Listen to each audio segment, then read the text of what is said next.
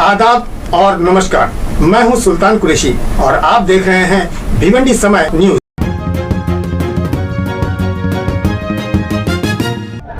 Hello दोस्तों, मैं हूं सुल्तान कुरैशी और आप देख रहे हैं भिवंडी समय न्यूज। इस वक्त मैं खड़ा हूं छत्रपति शिवाजी महाराज चौक पर, जहां पर एक बड़ी सभा ली गई है नीले सांबरे साहब की।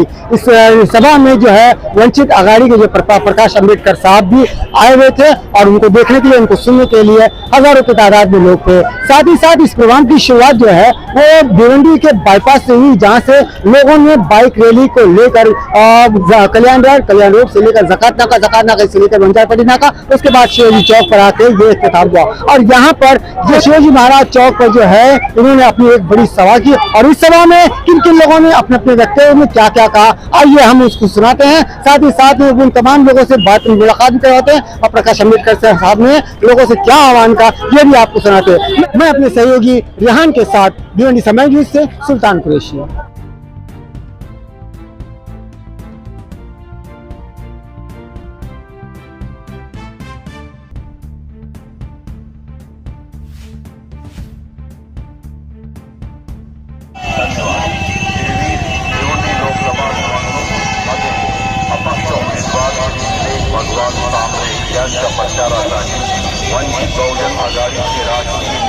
इतिहास घडवणार शिलाई मशीन। भिवंडी लोकसभा मतदारसंघाचा सर्वांगीण विकास हवा असेल तर एक मताने आणि एक मुखाने पाठिंबा देऊया फक्त अपक्ष उमेदवार निलय सांबरे यांनाच।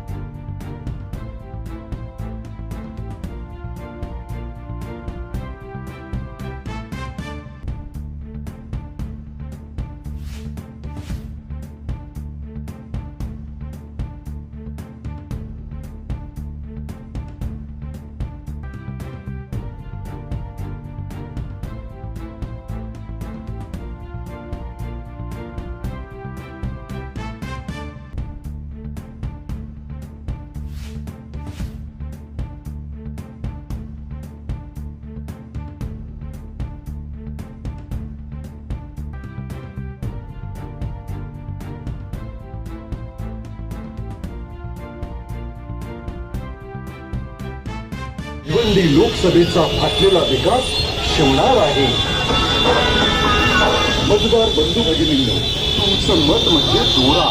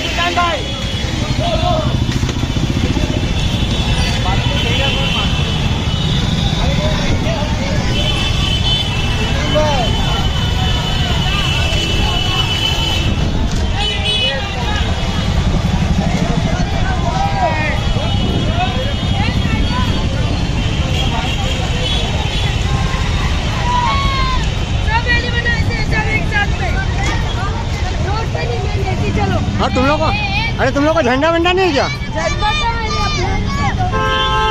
हमारा हिंदुस्तान हमारी शान है, भिवंडी हमारी जान है।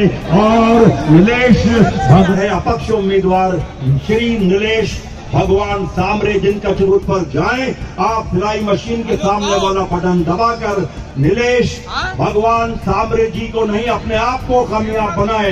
जोरदार तालियां, आपके हमारे खासदार आ रहे हैं। इंशाअल्लाह मालिक ने चाहा तो, अगर ईश्वर ने चाहा तो हमारी जीत यकीनी है। और हम और आप मिलकर फिर 21 तारीख बल्कि हम पहली बार जो है यहाँ पर जो है 1 महीना पहले आके कैंडिडेट नहीं बना एनसीपी का। यहाँ जो है आकर के हेलीकॉप्टर से नहीं उतारा गया। यहाँ पर नीलेश सामरे साहब 15 साल से इस भिवंडी की जमीन पर काम कर रहे हैं। यहाँ माओ को रोजगार दे रहे हैं, बहनों को रोजगार दे रहे हैं, युवाओं को रोजगार दे रहे हैं।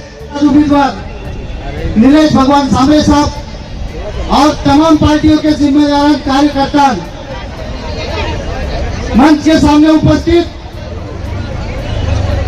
मेरी मुस्लिम बहनें, गांव खेड़े से आए हुए हमारे सभी दोस्त, माताएं, बड़े भाई, सबसे मैं निवेदन करने के लिए केवल 2 मिनट आपके बीच में बात करूंगा। शहर में आने वाला एक दिन छोड़कर चुनाव होने वाला है और इस चुनाव के सामने बड़ी बड़ी ताकतें लड़ रही है। जहां पर भारतीय जनता पार्टी, मोदी जी, एक तरफ शरद पवार, एक तरफ उद्धव ठाकरे, एक तरफ अमित शाह, एक तरफ कपिल पटेल, एक तरफ चंदा मामा।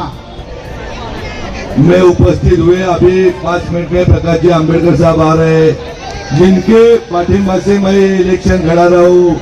वो वंचित बहुजन आघाड़ी, प्रहार और यमायाम, खानदेश सेना, अखिल महाराष्ट्र कुणबी एकीकरण समिति, सकल मराठा संघ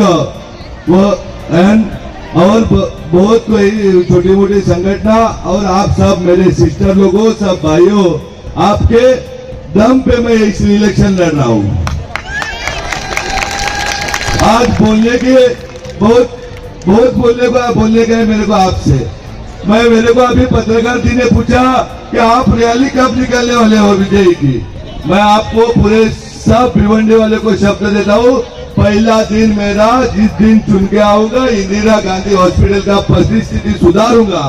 दूसरे दिन रुक्मिणी देवी का सुधारूंगा, बदलापुर का सुधारूंगा, उसके बाद में शिक्षा का सुधारूंगा। 4-5 दिन मेरे उसमें जाएंगे, उसके बाद में अपनी विजयी रैली निकलेगी। विजय किस चीज का करेगा? जब हम आपको अच्छी तरह से आरोग्य व्यवस्था नहीं दे सकते, बच्चों को शिक्षा नहीं दे सकते, तो किस दिन का विजय महोत्सव करने का? आपने देखा होगा,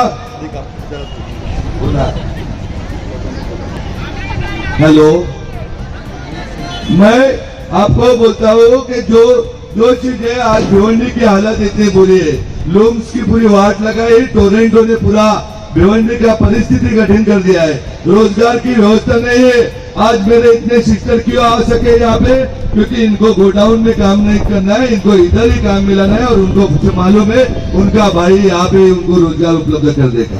काम केलेलं आहे ते काम पाहून त्या कामाची पावती म्हणून आम्ही त्यांच्या पाठीशी ठामपणे या ठिकाणी उपस्थित आहोत। प्रश्न पडलेला आहे, धर्मगुरू ज्या मठातून जात होते त्या मठाच्या शेजारून एक शेतकऱ्याचा पोरगा निलेशजी सामरे सारखा हा नेहमी त्या ठिकाणी जात असायचा आणि त्यावेळेस तो धर्मगुरूंचा चेहरा पाहायचा, त्यावेळेस ज्याचा अहंकार वाढलाय त्याला खाली बसवणं आणि शेतकऱ्याच्या पोराला विराजमान करणं हे देवाचं काम आहे। अशा प्रकारचं ज्यांचा अहंकार वाढलेला आहे त्याला खाली बसवायचं काम तुम्हाला येत्या 20 तारखेला करायचे असं मी आवर्जून सांगतो आणि येथे सांगतो। जय हिंद, जय भारत। संविधानाचे शिल्पकार डॉक्टर बाबासाहेब आंबेडकर यांचे मैं आप सबको यहाँ पे सलाम करने आई हूँ, बोलने आई हूँ। 1 महीने से मैं भिवंडी में प्रैक्टिकली लोगों से बात कर रही हूँ।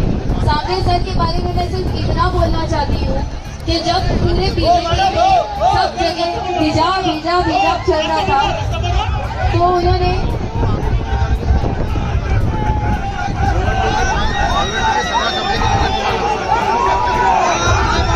वंचित बहुजन आघाडीचा डॉक्टर बाबासाहेब आंबेडकरांचा डॉक्टर बाबासाहेब आंबेडकर यांचे नातू श्रद्धेय बाळासाहेब आंबेडकर वंचित बहुजन आघाडीचे सर्वेसर्वा श्रद्धेय बाळासाहेब आंबेडकर यांचं मंचावर आगमन झालेलं आहे। भिवंडी लोकसभेचे अपक्ष उमेदवार सन्माननीय निलेशजी सांबरे साहेब यांच्या प्रचारार्थ बाळासाहेब या ठिकाणी उपस्थित आहेत। आपण जोरदार टाळ्यांनी बाळासाहेबांचं स्वागत करूया। सर्वांनी जोरदार टाळ्या वाजवायच्या आहेत। सर्वांनी जरा बसला शांत बसला जरा बसला शांत बसला जरा बसला शांत बसला बस खाली।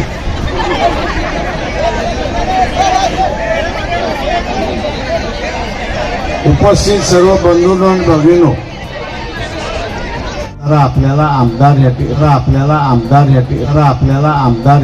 खासदार या ठिकाणी निवडायचा आहे। मित्रो, एकंदरीत परिस्थिती आपण त्या ठिकाणी पाहतोय।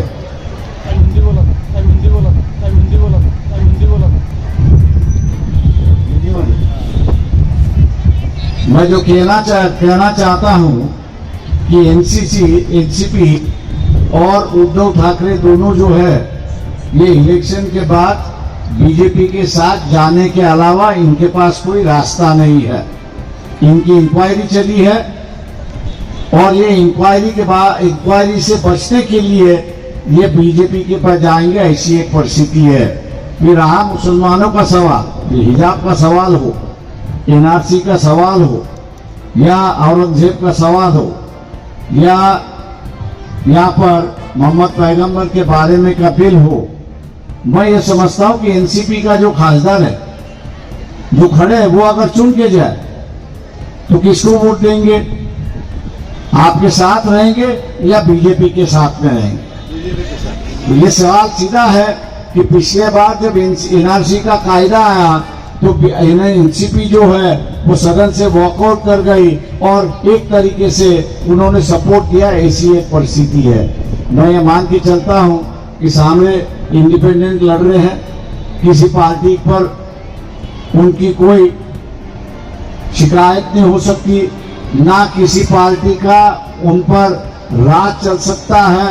वो अपने ही दिल के मालिक है, अपने ही विचार के मालिक है। और इसलिए जब इस मंच से वो कह रहे हैं कि हम मुसलमानों के साथ रहेंगे, उनके इश्यूओं के साथ रहेंगे, तो मैं समझता हूं कि उनके लफ्जों पर हम लोग ने विश्वास रखना चाहिए और वो हम लोग के साथ यहाँ पे लड़ेंगे और साथ रहेंगे।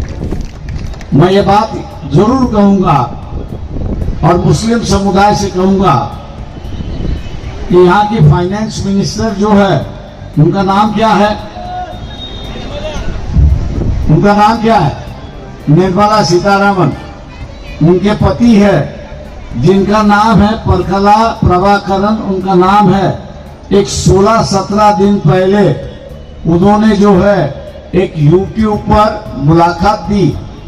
अपनी किताब के विमोचन के वक्त उन्होंने एक यूट्यूब पर मुलाकात दी, कलकत्ता से मुलाकात दी। और उस कलकत्ता के मुलाकात में, यूट्यूब के मुलाकात में उन्होंने खास करके मुस्लिम समुदाय को आगाह करने की कोशिश की।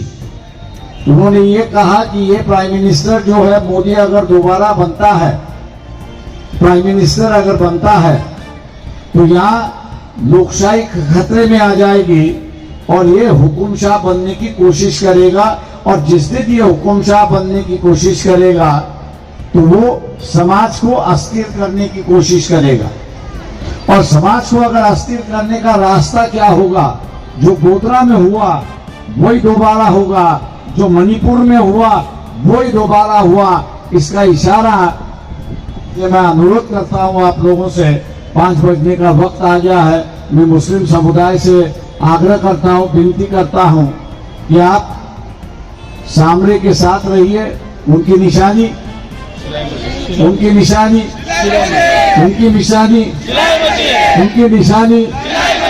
सिलाई मशीन के सामने का बटन दबाकर आप उनको भारी वोटों से जिताइए।